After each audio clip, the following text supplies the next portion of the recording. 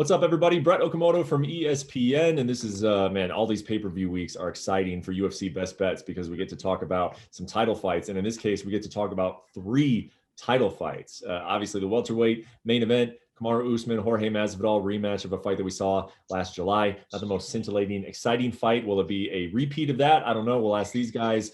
Then you got Valentina Shevchenko seeking her title defense over Jessica Andrade, a former champion at 115 pounds.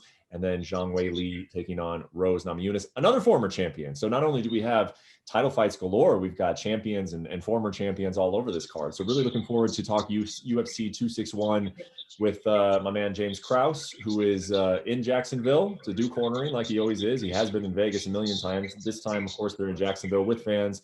And then we've got Nick Kalikas over at Circus Sports here in Las Vegas. So before we get to this weekend's card, guys, let's do a recap of last week. James, little bit closer than I think you probably would have liked with a minus 245 favorite in Tracy Cortez, but she gets the job done. She does beat Justine Kish, but it was a little dicey there for a second. That was a competitive fight. I didn't think it was as close as they made it out to be, but I felt when we went to the cards, I felt good about my decision. I did too. I mean, I thought she won that fight, but I thought that fight was closer than I think I was anticipating of it. Then you also had Jeremy Stevens. We didn't get to see that fight because of don't shove your opponent at weigh-in day. You know, Yeah. it costs Jeremy just as much as it costs Ricard, and that he leaves Vegas without a paycheck. And then Nick, you were on Kelvin Gastelum. You said it was going to be tough to cash that one, and yes, it was because Robert Whittaker was absolutely outstanding. So no worries on that one. When you take value, you're not going to make it to the book every time, but this is a long-term play for us. So let's get into UFC 261. Let's start with that main event. Obviously, Kamaru Usman minus 420 right now as we tape this at William Hill. Jorge Masvidal is plus 340. Nick, let's start with you actually on this line. What can you tell us just about line movement in general, and then how it compares to the first time they fought, which was not that long ago, but under completely different circumstances? Right, absolutely. Now, I'm not at my desk. I'm at Circa, actually, at the world's biggest sportsbook. Quick little plug for Circa here. So it's a little loud, and I don't have all my computer screens in front of me right now at this moment. But we opened the line to minus 350 this time around at Circa, and it's been bet up to minus 385, 400 market wide, like you said. So there is action coming in on Usman. But make no mistake, there's a lot of bettors that are going to grab that dog price with Masvidal being so high this time around. I mean, the first time it closed at some places closer to minus 300. I was able to get Usman at minus 230-ish. So it's a big difference from the first bout to this bout here. Obviously, the blueprint was laid out. Everybody saw how clearly Usman was able to control that fight and win that fight. So that's why they inflated line a little bit. But this time it's a different ballgame. It's harder to bet Usman at minus 400. Yeah, I mean, James, I want you to talk about the breakdown here, the stylistic breakdown. But when you hear that the line was not as wide the first time, there's 2 factors at play, right? One is that we've seen Usman now dominate him, but we also know that he took that fight on 6 days' notice, and whether he was in the gym or not, he still cut a ton of weight in those 6 days to then go try and fight Kamaru Usman. So do you agree that the line should have changed, significantly in Kamaru's favor? And then how do you break down the fight? No, I think the line is about where it needs to be, but it might be I don't want to say it's high. It's high for me to bet on, but in terms of like a stylistic matchup, I think it's just a really difficult matchup for Masvidal. One of the things that Usman is so good at is just banking rounds. He's good. He's good at dictating where the fight takes place. If he can't get you down, he puts you on the fence. If you can't stop the takedown, he puts you on the floor. But he can also strike too. So, it's stylistically, it's a tough matchup for Masvidal in my opinion. But Masvidal is a guy that has been known to get it done in the past. You know what I mean? So for me, I don't even know what this line is, but I can tell you right now that I really like the over. Even if it's a 2.5, 4.5, I like this fight going the distance. I'm not sure what that line looks like right now, but I can tell you right now, I just don't see this fight being finished. Well, at William Hill again, the over/under is set 4.5, so it's basically is the fight going to go the distance? And you're right, James. The over is minus 190. So if you do think the fight is going to go long, you are going to pay a little bit on that. Nick, and I would pay for that, to be honest with you. I don't see this fight being finished. Masvidal's as tough as they come. Has he ever been finished? I don't know if he's Masvidal. He's been knocked out once and submitted twice in his career. Yeah. But I mean, it's been a while, obviously. What do you think about the minus 190, Nick? Give us some sort of context on that. Is that a high price to pay for an over in a welterweight fight? I don't know, because I think it is correlated with Usman, right? If it goes over, Usman probably is going to get the cards. I find it hard to believe that Masvidal is going to steal three rounds in this fight if it goes 5. So I think it's correlated. You might have a cheaper price at just going over just in case. If you believe in Usman, you might want to save some money and lay that minus 190, right? Because like I said, there's a good chance that he does win that way. I think the under would be towards Masvidal. If he wins, he's probably going to win by knockout more than likely, right? So it all depends on who you like here. If you think there's value on Usman, then maybe take a stab at the over. If you think there's value on Masvidal, then you take a stab at the under. I got to say this, and Nick, I'll have you react to this first. I don't see how there is any chance in the world there can be any value on Kamaru Usman at this point. And here's what I mean by that. I hear this thrown around all the time in the NFL, and that's overcorrection. You see one game and then it's overcorrected for both teams moving on 1 week later. We just saw this fight not that long ago. These two are not drastically different individuals than they were back in July. But if you asked me, just point blank, which fight did Jorge have a better chance of winning, on 6 days notice or now? And I understand that Usman has now had a full camp to now focus completely on Masvidal, but there's no way that I'm going to say that Masvidal had a better chance in July than he does now. So to me, it's like, you got to bet Masvidal or absolutely nothing. And the fact that this line has moved as much as it has, quite frankly, kind of blows my mind, Nick. So can you kind of explain that to me? Because that is just not. You're exactly right. I mean, a few tweaks to the game, and Masvidal actually should be more competitive in this fight. The line should not be higher than it was last time. I agree with you 100%. If anything, Usman has a better shot at losing his title this time around than he did the first time. So I'm on the same page exactly. I think a few tweaks, like I said, he actually showed some decent takedown defense at times, Masvidal in the first fight. So I think he knows what he has to deal with. He felt the pressure and the power and the strength. I don't think it's going to be easy. I think we're going to see a lot of the same, but I think we're going to see less of it. It'll probably be tighter if it does hit the scorecards. James, give me a read on this. I am fascinated by who would have more confidence going into this fight. And Masvidal seems fully confident, man. He just seems very, very confident. He said, I felt what Kamaru had in there, and give me a full camp and I can beat this guy. Yeah. And I believe that in his mind, he's thinking, now I'm in shape, I will beat this guy. Then you turn around and you remember the fact that Kamaru asked for this fight, man. He wanted this fight. You don't ask for a fight that you're going to lose. So how do you see the mental game plan breaking down between these two? Well, both these guys are mental monsters, plain and simple. I think Masvidal's confidence is drawn from experience, right? He's experienced the best fighters in the world in there, and Usman being one of them. And I think Usman is his is drawn from skill, right? And I'm not saying that Usman doesn't have experience and Masvidal doesn't have skill. I just think that he thinks he's the best fighter in the world. And I think both these guys are extremely confident going into this fight. And that's what I love, right? It's like, it's almost like when you listen to these guys talk, you kind of get this when Conor talks too, is like, it's almost like you want to ask, like, man, do these guys know something that we don't know?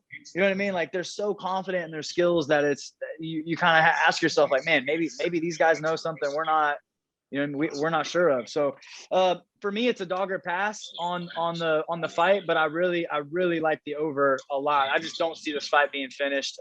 Usman showed his durability in the Burns fight. Masvidal has shown his durability continually over time. I don't see either one of these guys submitting the other. For me, I thought minus 190 was a little low, to be honest with you. I see this going the distance.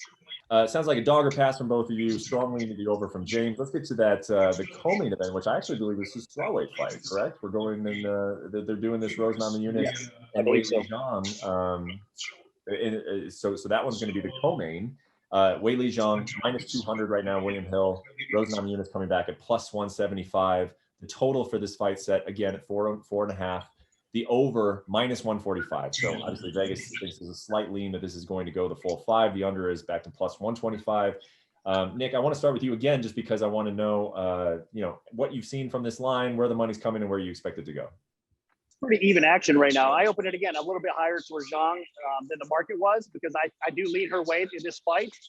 And we've had a lot of two-way action. Rose Namajunas is going to get a ton of dog action, a ton of respect. I mean, a former champion, having 2 wins over JJ, which is obviously 2 respectable wins as well. And the way they match up, a lot of people believe this might be a tough fight for Zhang. I'm not one of those people.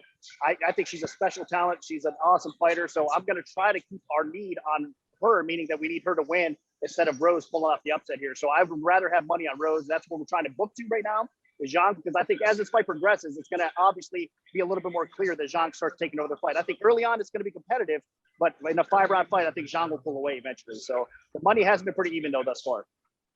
James, what do you think about the matchup, and then also some of the points that Nick just made? God dang it, man. You know, I hate to agree with Nick, but it is. I do agree with him. Man, he pretty much took the words right out of my mouth. I think this fight can be competitive in the beginning, but I do feel like as this fight progresses, that Weili will begin to pull away. I do feel like she's a special talent that comes to that division. I just think she's the more well-rounded athlete. And man, I'm not saying that Rose is not. You know, I think Rose is incredible. Obviously, the 2 wins over JJ. Name another person that has that. It's you know what I mean. It's not few and far between. So I think she's Weili is special. I think she's great. I just think she's a little bit better than Rose everywhere, and that's where I think the difference will be. And as the fight plays on, I think I think she's just going to pull away from it. And to be honest, I thought the line would be a little bit wider. I thought we'd be in a little above 2. I bet it at 190. I think it's at 200 right now. I love that line for Weili. Yeah, I got to be honest. I thought it was going to be a little higher too, just because I just feel like everybody is very high on Weili. I mean, obviously she took out Jessica Andrade very, very quickly, and then everybody holds Joanna in such high regard, and that was a war of a fight. And so for her to show her toughness and that her championship mentality, and not only that she had the skills, she has the toughness to go with it. I thought she was going to be a much bigger favorite against Rose. And she's not. But I got to be honest, I still kind of feel personally that Rose, this is a closer fight than the odds indicate. I know that you guys disagree with me, but maybe I'm just caught up in this. So James, tell me this. Stylistically, we know what Rose likes to do. She's a beautiful boxer. She does distance well. She feints well. She gets into her fluidity. The times when she has trouble is against an opponent like Andrade who can crowd her. So do you envision that? Is that sort of the fight that you envision? Is that Weili is going to crowd her and just sort of take away the things that she likes to do? I think what Weili is so good at, man, and people don't give her credit for is her fight IQ. She has an amazing fight IQ in there, and she knows when to shoot. She knows when to crowd, when to strike at distance. And if you notice, she did that. I mean, just absolutely incredible against Joanna, mixing up the ranges, you know, striking from the clinch. And I was front row live for that fight. And I'm telling you guys, the punches that she was throwing sounded like shotguns going off. I mean, they were remarkable. I mean, just incredible power. She's durable. She's got great hand speed. I feel like she's gonna win the small details that make or break fights. Punching on the break, maybe a takedown that puts Rose to her butt but doesn't actually get her down. Just the little details. I think she's gonna win. You know, she's not focused on winning the game, not the half or the quarter. She's winning small plays that make all the difference in the game. And I think Weili is gonna. I see Weili winning those small little plays that make all the difference in the world. Nick, one thing for you to wrap up our co-main event. What is it? Is Rose a difficult person to handicap? Is Vegas having a hard time with Rose because she has had tremendous performances, but you know she has struggled with certain matchup styles, and she's talked about retirement. She's talked about nope, she wants to be a champion. Like, is it just hard? Like, how does the market treat Rose? Because it just seems like she's great, but she's got a lot of extra variables to her. Absolutely, you're correct. I think mentally is a big thing and a big question mark I always have with Rose. And I backed her in a lot of her fights recently too, so I know what kind of talent she is. I mean, I respect her game; it's top of the food chain for sure. But mentally, she's all over the place, right? Retirement, like you said. I mean, taking time off in between fights longer than she should be, really. So I think those are question marks where you know what you're getting with Weili Zhang. I think she's going to show up here. She's game. She's the champion right now. She's got that confident swag. And I'm not sure about Rose. I mean, she's talking a good game leading up to this fight, right? She seems motivated. But when it comes down to it, I can't really trust that until we see her kind of be a little bit more steady, compete a little bit more steady, and start showing that she's a champion type of level fighter again, which she can be for sure. I'm not sure. So there is a lot of question marks mentally for me around Rose. And this goes, what Nick just said is exactly what I was talking about when we first started this show, is I like to bet on consistency, right? Like, and with Weili, I know what I'm going to get. It's not that I'm fading Rose, but like it has nothing to do with Rose. I know every time out what I'm going to get with Weili, and that's why I like to play on her. Yeah, I don't think there's any question that Weili is the more consistent of the two. And I will say that I've heard some people bring up, oh, it's been a long time since Weili has fought. And that's true because Weili has liked to be active in her career, but she just had a very tough fight against Joanna. I don't even think the time off is necessarily a bad thing. And it's not like we're talking about 2 years. I've seen that brought up. I am not factoring that into this. Does a layoff have any factor for either one? No, I'm telling you guys, at the high level, at that level, all those people, guys, girls at that level, they are competitors. Ring rust is not a thing. Fight the time off is not a thing. I'm telling you guys, that's not a thing at the level that these two women are fighting at. I can assure you, both these women are going to come in ready to rock. The time off. You think that they're going to be like, I'm not. No, these girls, the way these girls fight, they get after each other, and it's a styles thing too, right? Like, you don't. If your style is to get after people, you know what I mean? Like punch people. You're not counter punching. Like, I'm telling you right now, this will not be a factor in this fight. I can assure you. Mm-hmm. All right, let's get to that third title fight, guys. And usually when we're talking about Valentina Shevchenko, we're talking about what, Nick? 10 to 1, 11 to 1, 12 to 1. Now we're talking about 4 to 1. She is fighting Jessica Andrade, a former champion. Shevchenko is minus 430 as of the taping of this. Jessica Andrade is plus 350. Nick, I want to ask you about the line, but I'll ask you specifically, if you can get Valentina Shevchenko against anybody at 125 pounds, so essentially we're talking about just about anybody in the world, beyond those bantamweights, and of course Amanda Nunes, Jermaine Durandamy, those girls who have significant size advantage on her, you got to fire if she's less than minus 5. Oh, for sure. I agree with you completely. I know it sounds crazy, but you're right. Typically speaking, her lines are much higher. So Andrade is getting that respect because of who she's fought, former champion as well, right? So I think a lot of people believe that, and based on the Maya fight last time, right? Shevchenko kind of had a step down in performance because we've just seen her just amazing, right? I mean, finish top level fighters and just dominate girls. So her last fight was a lot more competitive than everybody anticipated. And I think that brought her stock down a little bit. And Andrade, obviously, she's had great performances. I mean, beating Chukagian up a weight class like she did, that's not an easy thing to do either. So I think a lot of people are riding Andrade right now. And the dog action is coming in, which is remarkable. We're getting some parlays off Shevchenko, of course, as you'd expect. But I think stylistically, this is a nightmare matchup for Andrade. Where is she better? I think maybe a little bit of one-punch knockout power, right? She's got that sick guillotine that you do have to worry about because if she gets around your neck, she's got that strength in the technique that she can't finish you. But outside of that, I think that's her only way to win is finishing this fight. I think Shevchenko can finish her on the feet. I think she can finish her on the ground. I think she can out-wrestle her. So this is a nightmare matchup for Andrade if she doesn't get the finish. James, here's how I'll ask this question to you, because you're one of the best coaches in the game, and we recognize kind of some of the challenges that Jessica is going to have against Valentina. So the way I'd like to pose this question to you is, what would your game plan be if you were Jessica Andrade's coach? What would you have had her work on, and what would you be telling her to do going out into this fight? Oh, that's a tough question to answer, right? I mean, I will say this. I do think this. I can see Jessica having a couple moments, you know what I mean? Like where she gets a takedown, maybe holds her down for a little bit. Jessica's wrestling is really good. She's got she's short. She's got a low center of gravity. She's good at lifting. I can see her having some moments, right? Like, I don't think this is just going to be 25 minutes of a Shevchenko ass whooping, but I can see Andrade having some moments in there. But at the end of the day, I don't think that she's got what it takes. Like when I say this, it's almost like, no, like when I say, does Jessica Andrade have what it takes to beat Valentina Shevchenko for 25 minutes? I'm like, no way. You know what I mean? But I do think she's going to have moments. So to answer your question, man, make those moments, get those moments and hold, stall, be on the fence, get rid of the reins, right? Like Valentina is amazing everywhere, obviously, but like put her on the fence where her range isn't quite as good. Put her to her butt. She works back up, just stuff her. You know what I mean? Like, do what Jessica does. Like Jessica is a tough matchup for Valentina's style, but Valentina is Valentina, right? So it doesn't really matter at this point. I think she's gonna have a couple moments where she gets taken down and we're gonna be like nail biters, but I think Valentina is gonna find a way to dominate this fight like she always does. You asked it, is it worth putting the 4 to 1 down? I already put it down. I think the fact that Nick likes the bet, Nick, he hates anything with a minus sign before it to begin with. So if we're going all the way up to minus 430 and Nick likes it, that's saying something. But, James likes to bet consistency and he likes to bet winners. Nick likes to look for value. And in this case, maybe we have both. Maybe we have a winner and maybe we have value because maybe the odds makers have gotten a little bit overzealous about the fact that this is the first kind of real chance that anybody is giving a Valentina opponent, but it should still be a very low chance. So if you still think there's value on Shevchenko, as on Shevchenko, then you should fire away. Let's get to that over/under real quick. The over is minus. It's over. The line is set at 4.5. So just like the other two, we're basically saying does it go the distance? Over minus 145. Over plus 125. So they're saying most likely it does make it to the distance, but not quite not a strong lean on that.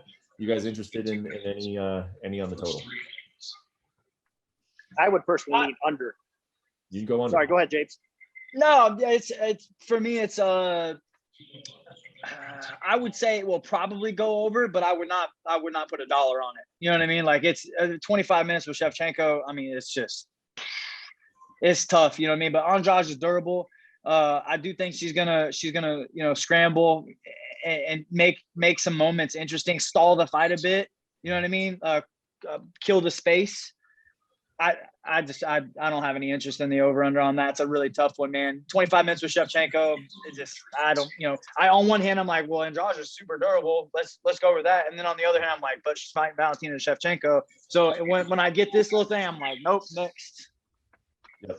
Yeah, for me, I lean a little bit more towards under because I think Shevchenko could knock her out of the feet. I mean, those head kicks that we've seen her land time and time again, I don't know if Andrade can take it. She's very hittable. She gets beat up a little bit in fights, even though her aggression and her offense is good. I think defensively, there is some issues with her from time to time. So for me, I think that you could see Shevchenko winning this fight before it hits the scorecards, maybe on the ground, maybe by submission or on the feet. And then the other side of it, if Andrade does pull up off the upset, I don't think it's going to be maybe by decision. I think it might be, like I said, a flukish punch or maybe that guillotine choke that she has. So the under is a little bit more tempting for me in this fight.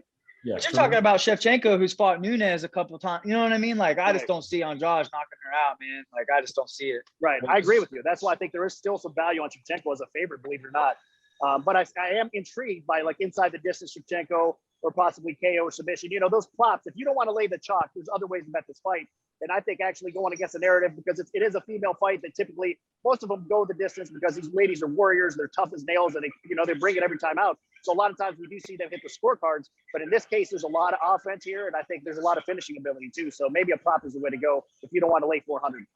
Yeah. Well, for me, one of those things that I like to look at or consider on a total is the mentality of the fighters involved as well. And sometimes I've gotten this completely wrong when I've felt a certain way about a fighter. But what I mean by that is that if Jessica Andrade is losing this fight, it's a title fight. She's been a champion before. This is not going to get another title opportunity probably in the near future. Is she going to hang back in the 4th and 5th rounds? I think she's going to go forward. And with a counter striker like Shevchenko, does that raise the opportunity of a knockout? I think it does, right? So that is one thing I would take into consideration if you're thinking about the over and the under. So, all right, we've talked a lot about these 3 title fights, but they deserved it. Let's get to your guys' best bets. Of course, that's the best part of the show. James is the man on the roll. He's the man. Just money falling from the ceiling for James over there in Florida. So James, you started off. Where are we going? My back's sore from carrying all this money to the bettors out there. My back's sore. This week is really tough. This week is a really tough one. I'm going to give you 2. I came into this thing with 1, but as we talked, I'm going to go ahead and I'll add over for Usman and Masvidal. I'll add that. That was minus 190. Minus 190. That's not the one that I came in with. So if you guys are watching, don't grade me on that one. But if it wins, you for sure can. If it doesn't, let's just act like that was my secondary one. Yeah. And then this one's tough for me, but I'm gonna go ahead and say it. I like Randy Brown at minus 150. I think he's a tough stylistic matchup for Oliveira. Super rangy striker. If it hits the ground, I'm a little concerned. But Randy Brown has shown. He's extremely athletic. He's got good hips. He's very, very long in the striking. And what I think is going to happen is I think we could see a very competitive round 1, maybe Brown even lose round 1. But Alex tends to fade a little bit as the fight goes on. And I think if he can't get Brown down, I think there's going to be some serious problems in the striking department for Alex Oliveira. So for that reason, I'm going Randy Brown minus 150 as my best bet this week. Sure. All right, Nick, what are we going with this week? For me, I think overall, this is a chalkish card, honestly. I mean, it's a great card. It's going to be a fun card, but there's a lot of chalk that's going to come through. So it's a chalky play, but it's Weili Zhang, actually. Around minus 200, I think you have to lay it. That price should be closer to maybe 300, as crazy as that sounds, even against Rose. I just think she's going to punish Rose as the fight progresses. Like I said, early on, I'm expecting it to be competitive, But the damage she's going to put on Rose as the fight goes, it's going to show on her face, and she might be able to get her out of there as well. So if you're getting her around minus 200, there's a little bit of value left. Don't hesitate to lay it. Guys, I bet that too. There you go. There you go. Two guys, both of them. And I hate agreeing with Nick. You guys know this. I hate it. Both of our analysts on Weili Zhang, which surprises me. Honestly, it surprises me personally. No love for Rose Namajunas, at least for this weekend on the show. All right, man, this is going to be a fun week. Fans are back, 3 title fights. I really enjoyed talking about it with you gentlemen, and enjoy the fights, man. This is a fun week to be a fight fan. So enjoy UFC 261 and come back here with your pockets full, and we'll talk about next week's fights. Thanks for watching ESPN on YouTube. For live streaming sports and premium content, subscribe to ESPN Plus right now.